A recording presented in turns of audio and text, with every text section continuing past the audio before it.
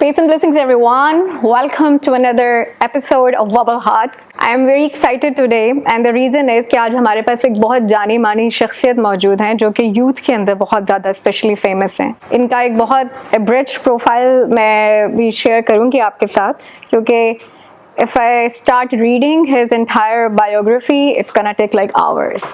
So we are extremely excited to have today Mr. Hassan Raza, who is basically the founder of Tech Titans Pakistan and currently working as a HR consultant for tech startups. Hassan is a strategic thinker and has worked in all aspects of human resource management in various organizations throughout his professional career. You know, he has worked in different areas of HR, including human capital planning, management and development, talent acquisition and management and retention, organizational development and change management, performance management and employee development programs. He has also conducted like more than 500 interviews of different CEOs and HRs, and one of the emerging aspect of his, I should say, familiarity is also that he's also associated with Qasim Alisha Foundation. So, Assalamu alaikum Hassan, how are you? How is life?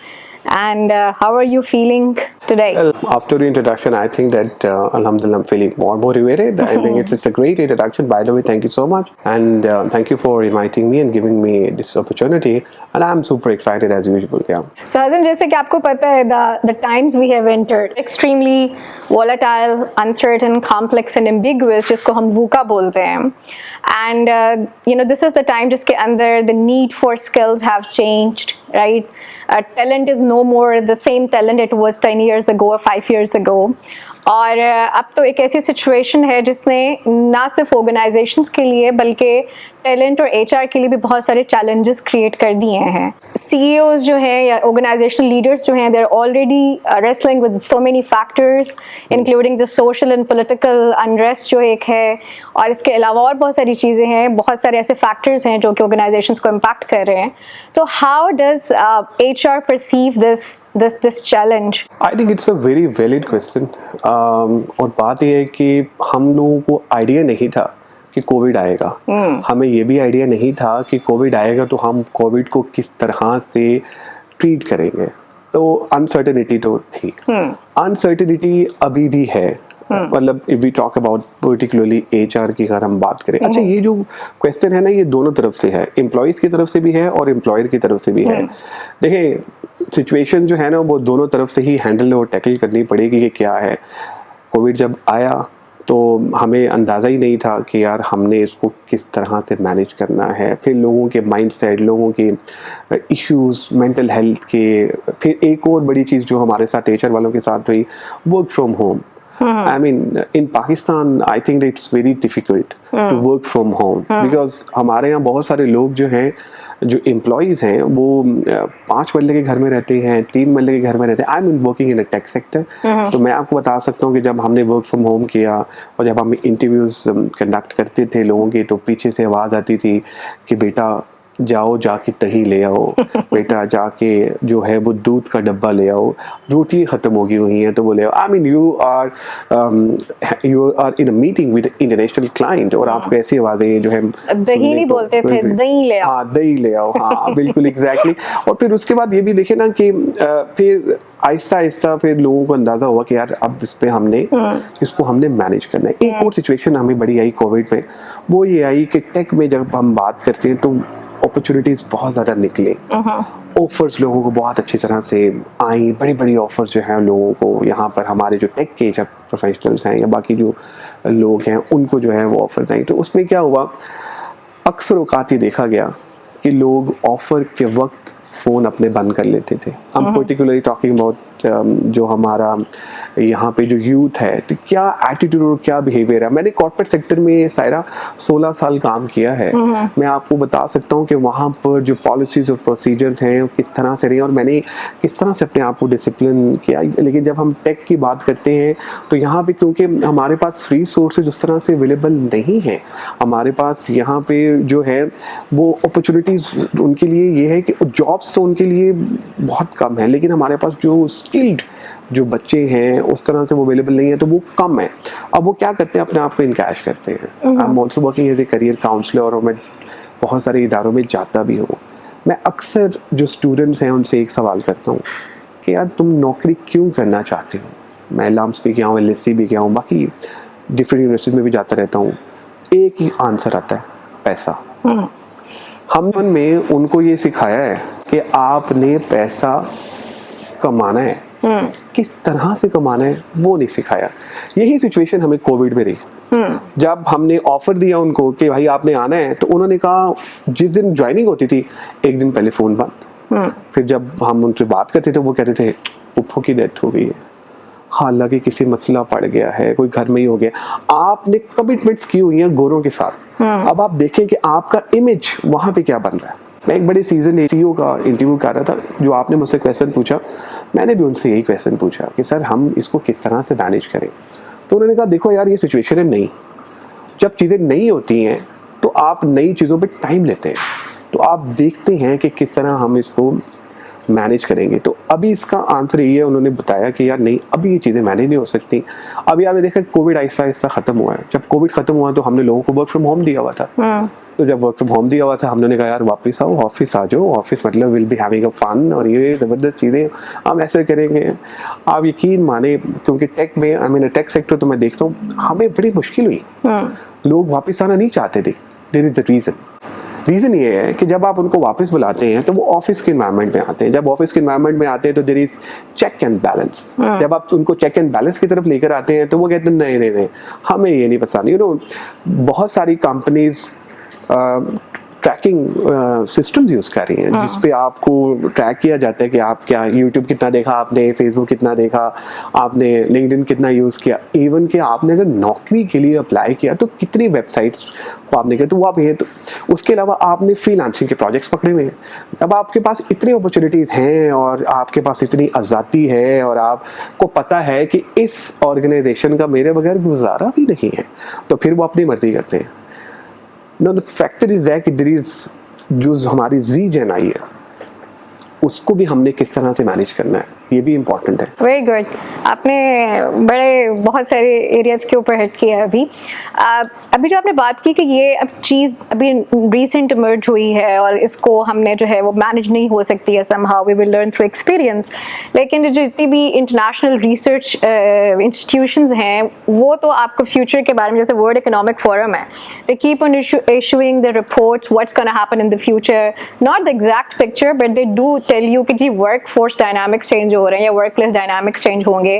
This generation which you are talking about, millennials and generation Z, they are called as, this is generation which is on fire. Fire means financially independent and retiring early. This is their outlook. So if this is the outlook or organization is all about people, लोगों ने ही business drive करना है, उन्होंने ही perform करना है, तो ये बहुत बड़ा challenge है HR के part पे भी और organizations के part पे भी कि वो workplace को किस तरह से design कर रहे हैं, what their engagement strategies, especially when you know कि इनका outlook different है, इनका interest level वो नहीं है, but still they need more money. तो अब HR किस तरह से देखता है कि वो अपने वर्क प्लेस के ऊपर किस किस्म की पॉलिसीज लाएगा, किस किस्म की स्ट्रैटेजीज लाएगा to retain the talent and to make the talent engaged and to make them work, because generation Z works only when they want to work. Very relevant question. अच्छा ये HR ने अकेले नहीं करना, बाय द वे ये top level management इसके अंदर involve होगी, ये मिलके होगा। हम हर चीज HR पे डाल देते हैं, हम कहते हैं HR करेगा, HR भी कर सकता है और करता है, लेकिन ये it's all about team work, ये टॉप टू बॉटम होगा सारी चीजें। अब बात ये है कि माइंडसेट हमें चेंज करना पड़ेगा। हमें, जैसे मैं आपको एक रियल टाइम एग्जांपल देता हूँ, जब मैंने अपने करियर का स्टार्ट किया तो मुझे मेरे बॉस जो थे ना वो डांटते थे, तो मैं डांट सुन लेता था, लेकिन मुझे दिल में थोड़ा सा होता था यार ऐसा क्यों डांटा, लेकिन मैं अपॉर्चुनिटी नहीं देखता था। मैं कहता था नहीं यार we have to manage it, हमने मैनेज करना है, ठीक है। फिर वक्त गुजरा, आहिस्ता आहिस्ता चीजें बेहतर नहीं। आज का जो एम्प्लॉई है ना, आप उसको डांटे, वो करता क्या है, आपको कुछ नहीं कहेगा, कुछ नहीं कहेगा आपको। 15 दिन के बाद एक प्यारी सी ईमेल आएगी जिसके अंदर वो आपको बताएगा कि जी कि ये देखें ये चीजें हैं, ये मेरे पास ऑफर आ गई है, थैंक यू वेरी मच। मतलब आपने सिर्फ उसको ये कहा है कि यार देखो जहाँ तुम बैठ के चाय पीते हो ना, वो अगर वहां तुम बैठ के ना पियो तो कुछ नहीं होता, उसने आपको कुछ नहीं कहना। तो अब बात ये है कि we need to change ourselves with the changing dynamics. अगर हम नहीं करेंगे तो हमारे लिए मसला होगा। करेगा कौन? Top level. मैं आपको एक रियल टाइम सिनेरियो बताता हूँ, मैंने पहले भी इंटरव्यूज में बोला, मैं फिर आपको बताता हूँ। मैंने एक दफ़ा एक को वर्किंग स्पेस में काम कर रहा था, हेड ऑफ एचआर, तो वहाँ हमने geez and you know yo I mean उस एक बच्चे का ना हमने एक ओरिएंटेशन सेशन रखा, तो वहाँ पे मैंने ओरिएंटेशन कराई। तो मेरे साथ जो CEO is also very young और बड़ा ज़बरदस्त और इस तरह से, तो हम उसके ओरिएंटेशन कर रहे हैं। तो उस लड़के को मैंने बोला यार वेलकम और ज़बरदस्त, थैंक यू वेरी मच तुम आए और ये वो। यार हसन भाई मैंने आपसे 2-3 बातें करनी है। मैंने कहा हाँ प्लीज़ करो। यानी सबसे पहले हमने उसको ना एज ए SQA रखा था, सीनियर क्वालिटी एश्योरेंस, इस तरह से। तो कहता पहली चीज़ ये है कि मैंने कहा शायद मतलब मुझे अप्रिशिएट करेगा यार कि हसन ने बड़ी अच्छी हुआ। अप्रिशिएट तो उसने किया भी। कह रहा यार पहली चीज़ ये हसन भाई कि आपने मुझसे ये नहीं पूछना कि मैं कितने बजे आऊँगा और कितने बजे जाऊँगा। मैंने कहा अच्छा ठीक है। तो अब वो मेरे साथ CEO बैठा हुआ था and he was just staring at me कि यार ये क्या हुआ है, हमने कोई बैड हायरिंग तो नहीं कर ली। तो दूसरा उसका क्वेश्चन ये था, फर्स्ट डे ओरिएंटेशन वाले दिन, दूसरा उसका क्वेश्चन ये था कि हसन भाई आपने मुझसे ये भी नहीं पूछना कि मैं क्या कर रहा हूँ। अच्छा, मैंने कहा अच्छा यार ये इसका पहला दिन है और ये इस तरह की बातें कर रहा है। आई मीन तो अब वो जो मेरे साथ CEO था, तो वो आपको पता है यंग CEO एकदम मतलब पैसा वैसा हो, फॉर्च्यूनर भी नीचे हो, आई मीन सारी चीज़ें हो, तो उसको थोड़ा सा हुआ फील कि यार ये बैड है। खैर वो चला गया। तो मैंने कहा ओके ठीक है जी। वो चला गया तो सामने जो CEO था उसने मुझे कहा कि हसन भाई कम इन माई ऑफिस, आप आ जाए। मैंने कहा लो जी। फिर हम गए वहाँ पे, उसने बताया, उसने कहा इट्स अ बैड हायरिंग, आपको उस बंदे को नहीं रखना चाहिए, देखिए हमारे ऑफिस का एनवायरनमेंट ख़राब करेगा ये वो।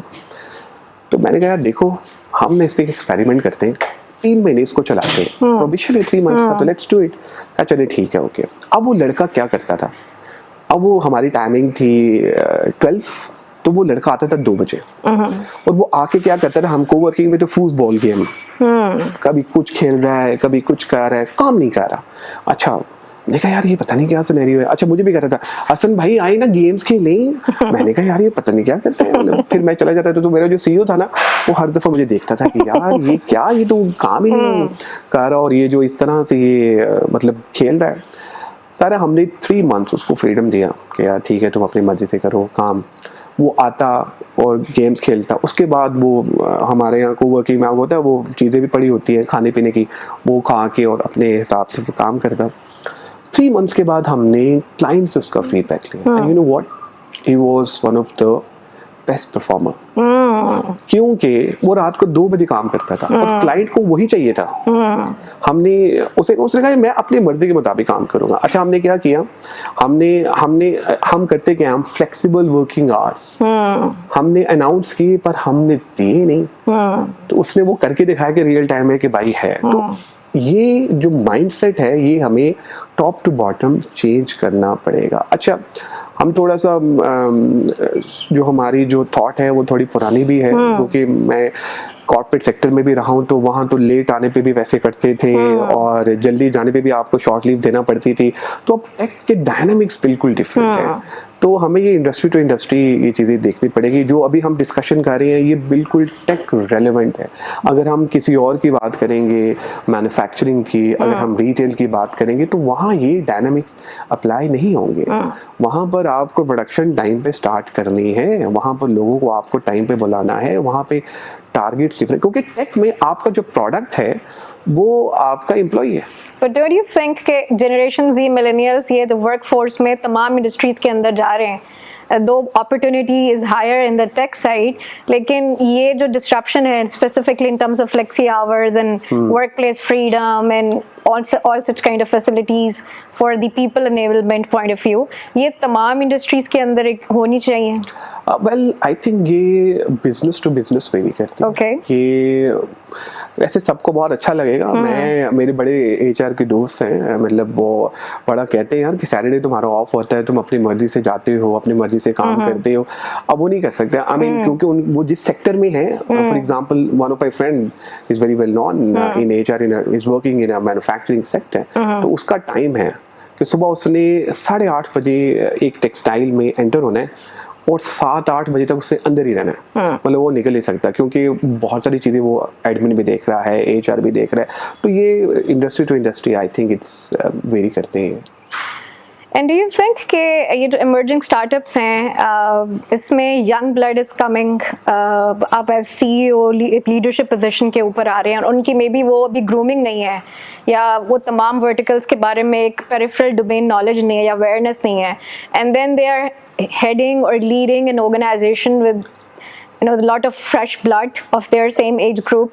उसमें जो एक चीज़ ऑब्जर्व की गई है वो ये है कि सर्वेंट लीडरशिप का एक बड़ा कॉन्सेप्ट है। So do you think servant leadership is a threat to the organisational survival? I think ये बहुत ही ज़बरदस्त आपने ये क्वेश्चन किया, बहुत ही रेलेवेंट है। मैं क्योंकि एज ए कंसल्टेंट काम कर रहा हूँ सीईओज़ के साथ, जो मेजॉरिटी है वो यंग है, आई मीन 29-30। अच्छा, उनको क्योंकि उन्होंने काम नहीं किया हुआ, तो वो आके बैठ गए हैं, मतलब सीईओ बन गए हैं, सीओओ बन गए हैं, they are doing wonderful job. लेकिन जब आपने काम कोई करवाना होता है तो आपने वो पहले किया होता है, तो आपको फिर अंदाज़ा होता है कि यार हमने ज़रा अच्छे तरीके से इसको जो है ना वो करना है। अब हो क्या रहा है, होता ये है हमारे यहाँ टेक में सबसे बड़ा इशू है रिटेंशन, एम्प्लॉय रिटेंशन। हमारे एम्प्लॉय रिटेन नहीं कर पाते। The multiple reason, one of the main reason is that the micro management. And you know what, कई ऐसे इदारों में, बहुत सारे ऐसे टेक के इदारों में जहाँ पर लोग बहुत ज़्यादा माइक्रो मैनेजमेंट करते हैं। आप आए कितने बजे, टाइम डॉक्टर लगाएं, इवन के कैमरा तो इंस्टॉल किए हुए हैं और वो अब जी जन दे डोंट लाइक इट। वो कहते नहीं यार, हमने इस तरह से जो है ना वो नहीं करना। तो वो उनको स्टेटस को चैलेंज करते हैं, और जब स्टेटस को चैलेंज करते हैं तो देयर इज अ कोलैप्स। फिर वहाँ पे एम्प्लॉय रिटेंशन नहीं होती। फिर एचआर का रोल आता है, मतलब वो एक मदर फिगर, फादर फिगर, वो आता है बीच में, फिर इंटरवीन करता है, वो कहता है नहीं इस तरह करो। कुछ बातें एम्प्लॉयर की मान लेते हैं, कुछ बातें फिर एम्प्लॉयज़ की मान लेते हैं। तो ये सारी चीज़ें इस तरह से चल रही होती हैं। अब अगर हम एम्प्लॉयर के पर्सपेक्टिव से बात करें, देखिए एक इदारा उसने खुद बनाया, अब वो क्या हुआ, स्टार्टअप्स में हो क्या रहा है, हमारे पास सीईओज की जो लॉट आ रही है अभी, they are wonderful, I mean they are super talented technically. आहिस्ता आहिस्ता लीडरशिप की, मैनेजमेंट की चीजें भी वो सीख रहे हैं, क्योंकि टेक्निकल चीजें उन्होंने पढ़ी हैं और हाथ से की हैं।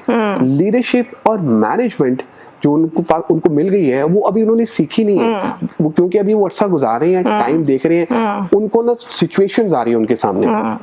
एडमिन वाले ने करप्शन कर दी है, उसको कैसे करना है, एचआर वाला हमने हायर कर लिया, उसको कैसे टास्क देने हैं, क्या करना है। तो आई थिंक दैट कि ये जो चीज़ें जो है ना, दे आर डूइंग इट, और ये आहिस्ता आहिस्ता सीखेंगे तो ये डायनामिक्स और बेहतर हो जाएगी। हमारी आईटी सेक्टर बहुत अच्छा काम कर रही है और बहुत ज़बरदस्त इमर्जिंग जो हमारे जो यंग लीडर्स हैं, सीईओज, वो आए हैं और वो रोल मॉडल बने हैं। Invozone is doing wonder, Datics is doing wonder, बाकी जो अच्छे इदारे हैं मतलब वो लोग भी बहुत अच्छा काम करें।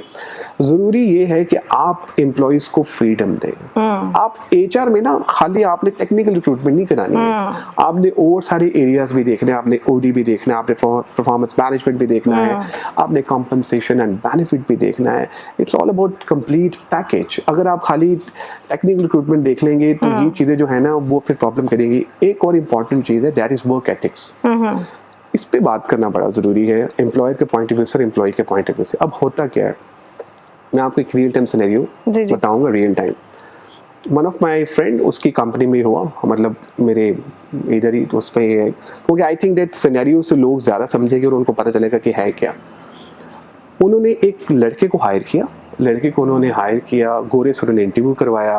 गोरे से इंटरव्यू करवाने के बाद वो लड़का उनको पसंद आ गया।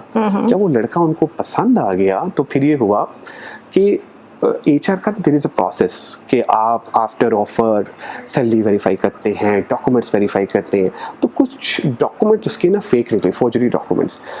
अब होना ये चाहिए था कि असूली तौर पे उस ऑफ़र को कैंसिल होना चाहिए था, लेकिन क्योंकि गोरे से पैसे पकड़े हुए थे और गोरे को तो हमने बताया नहीं कि हमने ये हुआ है सारा सिलसिला इस तरह से, अब उस बंदे को उन्होंने ऑन बोर्ड कर लिया।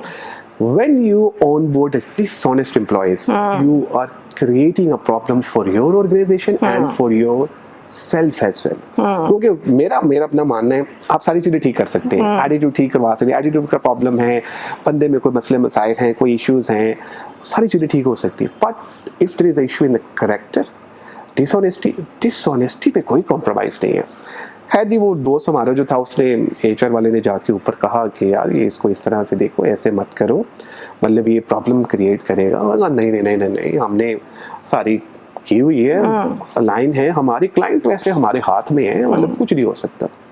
नहीं जी, वो बंदे ने क्या किया, वो जो डिसऑनेस्ट जिसको उन्होंने किया, उसने अपने 6 महीने गुजारे, साल गुजारने के बाद वही बिजनेस डायरेक्ट क्लाइंट के साथ हो गया। Right.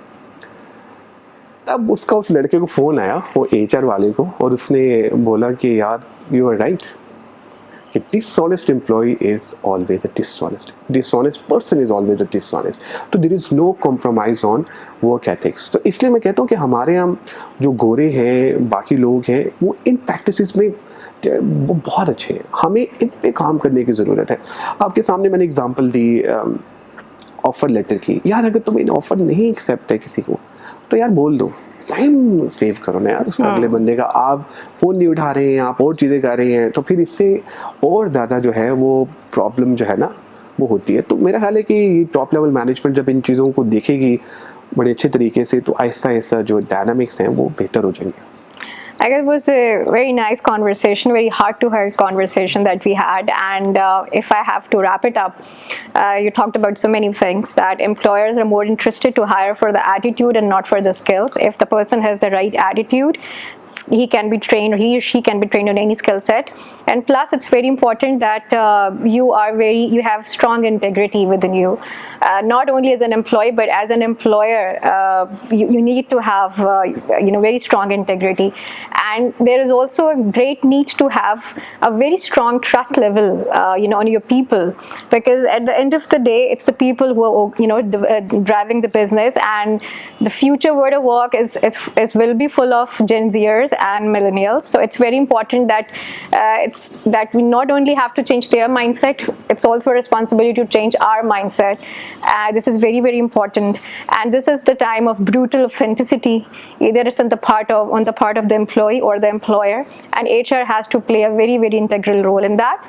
And we look forward to have you more often on the show. It was really nice talking to you, and I would like to invite our apex, Mr. Khalid Naqi, for the conclusive remarks. Thank you. I think Hassan Raza का experience जो था उसकी बातों में नजर आ रहा था. He had so many real life examples to quote. हमारा इस वक्त challenge आ गया Gen Zers and millennials and the new generation which are coming up, their lifestyle habits, their working habits, how to manage them, how to maintain their morale, motivation and commitment to the organization. The world has changed in so many ways कि एक जो हम mindset IR 1 से लेके 3 तक देखते आए हैं, IR 4.0 एंड बियॉन्ड जो है उस पर बिकॉज फैसिलिटीज़ नई क्रिएट हो गई हैं, नए ट्रेंड्स आ गए हैं जिन्होंने हमारे लाइफस्टाइल को इफेक्ट करना शुरू कर दिया है, लाइफस्टाइल चेंज हो गए हैं. अब we are buying so many things on ecommerce, we are using Uber and Careem as कोई मसला नहीं है, अदरवाइज लोग टैक्सी मंगाते हुए परेशान भी होते थे, घबराते भी थे. Now this generation is definitely over-pampered. They have been groomed in an environment of lot more convenience. तो वही convenience वो अपनी work place पे हो या academia हो या industry हो या कहीं पे भी जाएं, उनकी expectations उसी हिसाब से हैं. तो मेरे ख्याल में एक generational intelligence और generational migration की भी ज़रूरत है, क्योंकि यही जो young generation है जब ये as entrepreneur काम कर रहे हैं तो you find them very soft, sweet and आपको बहुत हम्बल नज़र आएंगे एंड अपने स्टाफ के साथ भी इनका रवैया बिल्कुल फ्रेंडली होगा, तब बॉसी नहीं होगा जो हमारे ज़माने में होता था. तो I think emerging world of work जो है या जो भी एमरजेंस है आगे, जितना टेक ग्रो करेगा उतने एटीट्यूड्स में हमारे और तब्दीली आएंगी। तो एज HR प्रैक्टिशनर और CEO of the company we have to be very cognizant of that, और हमें ये ज़रूर देखना चाहिए कि इनका अगर हमने इनसे मैक्सिमम प्रोडक्टिविटी लेनी है तो एक ज़माने में डंडा होता था प्रोडक्टिविटी के लिए, तो अब नहीं है, अब डिजिटल डंडा चाहिए। तो you need to find a digital solution to enhance the productivity and to ensure retention in the organisation, otherwise ये चैलेंजेस रहेंगे।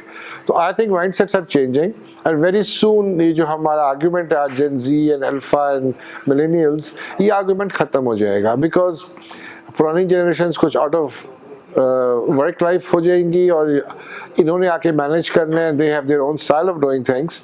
तो I think it's all positive news because new trends will create new challenges and new solutions will come up, and overall I'm very confident it will be good for the humanity, and because convenience is the factor which is playing the major role in our lives now.